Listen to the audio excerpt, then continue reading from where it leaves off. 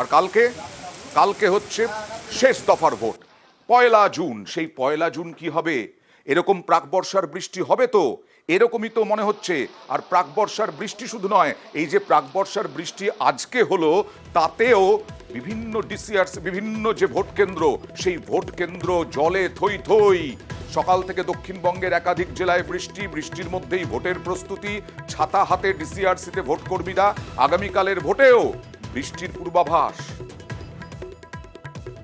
ছাতা পাতা নিয়ে অনেক কষ্ট করে তো মিস করা যাবে না, যে কোনো প্রকারে আসতে হবে। বেরিয়েছি 6টায়, বৃষ্টির জন্য একটু সমস্যা হচ্ছে।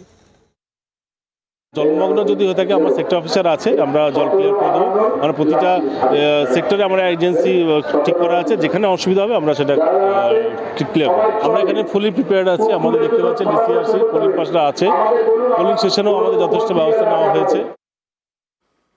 দেখুন জল থই থই করছে, কিভাবে ভোট দিতে যাবেন মানুষ সকালবেলায় বোঝা যাবে। আর এখানে দেখুন সন্দেশখালিতে যাচ্ছেন নদী পথে এই ইভিএম নিয়ে ভোট কর্মীরা। দেখতে হয়তো ভালো লাগছে টিভির পর্দায়, কিন্তু ভোট কর্মীরাও যথেষ্ট অস্বস্তিতে বলা যায়, কারণ এই রকম বৃষ্টি, তার সঙ্গে নদী পার হতে হচ্ছে এবং বিভিন্ন গ্রামে, প্রত্যন্ত গ্রামে যেতে হচ্ছে।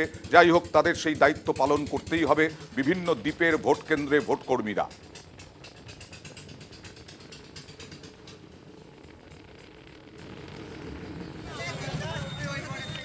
আর এবার মহেশতলার ছবি দেখাবো। মহেশতলায় যেগুলো ভোট কেন্দ্র, সেই সমস্ত জায়গাতে বলছি না যে সেগুলো জল থই থই। 24 নম্বর ওয়ার্ড মহেশতলার, সেখানেও বৃষ্টিতে জল জমে গেছে।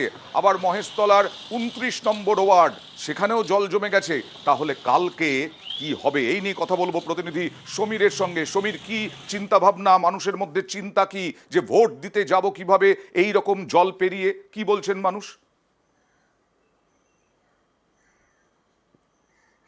অয়নদা, দেখো, এই যে মহেশতলা পৌরসভার 24 এবং 29 নম্বর ওয়ার্ডে একাধিক জায়গায় জল জমে আছে। সেই জল জমার কারণে এর আগেও কিছুদিন আগে দুর্যোগ গেছে, সেই দুর্যোগের জল জমেছিল। আর তারপরে এই বৃষ্টির জল এই দীর্ঘদিন ধরেই এই জল এখানে জমে থাকে।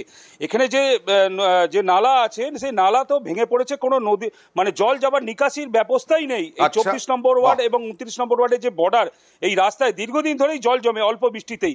আবার তারপরেও এই জল জমেছে, কিন্তু এই ভোট কর্মীরা এই রাস্তা দিয়েই সবাই যাবে। জল জমলে কতক্ষণ লাগে নামতে? প্রশাসনের মানে কালকের জন্য বলছি আর কি। ওদের একটা কাজ আছে, ভোট চাওয়া।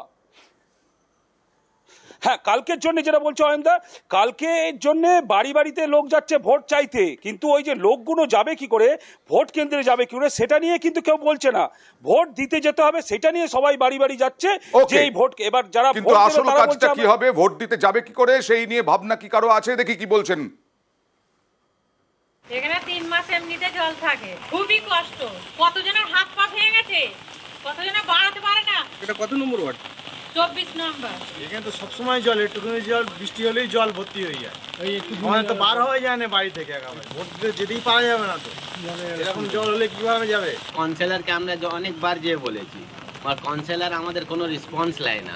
দেখা যায় তো হাঁটু সমান জল তো রাস্তার উপরে। হ্যাঁ, হাঁটু, ঘরের মধ্যে জল আছে। একটুখানি বৃষ্টি হয়, একটুখানি বৃষ্টিতে পুরো ভরে যায়। সিএসএলআরে এসেছে, পুরো রাস্তার অবস্থা খারাপ আছে। কত নম্বর ওয়ার্ড? এটা 29। স্কুলের মধ্যে তো ভোট হবে, তার আগেই তো স্কুলের মধ্যে জল ঢুকে গিয়েছে। জল তো কাল থেকেই ঢুকেছে। কোনো সরাবার লাইন কোথা সরাবে, সেটার কোনো লাইনই নেই। যেটি মোটামুটি কোনো তক্তা পাততে পারে খালি ভালো, আর নাহলে এরকমই হবে। এতেই ভোট দিতে হবে। হ্যাঁ, আর করার কিছু নেই রে বাবা। কিন্তু রাস্তায়ও তো দেখা যায় 1 হাঁটুর উপরে জল। হ্যাঁ, হাঁটু ভর জল। কত নম্বর ওয়ার্ড? 29।